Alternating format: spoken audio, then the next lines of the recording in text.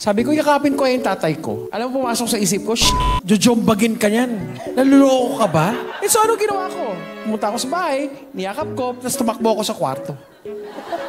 Sabi ko, hindi effective to. Sabi ko, pero subukan ko ulit. The following day, yakap ko ulit. Tapos takbo ulit sa kwarto. About a week after, alam mo, pag yakap ko ng ganon, yung kamay niya, gumanon sa likod ko, sabi ko, susuntukin yata ako. Pagdating ko sa kwarto, sabi ko, umakbay ba siya sa akin o susuntukin niya ako? Ulitin ko bukas. Alam mo, pag yakap kong ganon, umakbay. Sabi ko, okay to ah. So, naging pattern namin, pag yakap ko, akbay din siya. Yakap ko, akbay din siya. So sabi ko, halikan ko kaya. Ito na naman, sabi ko, nakaluloko ka ba?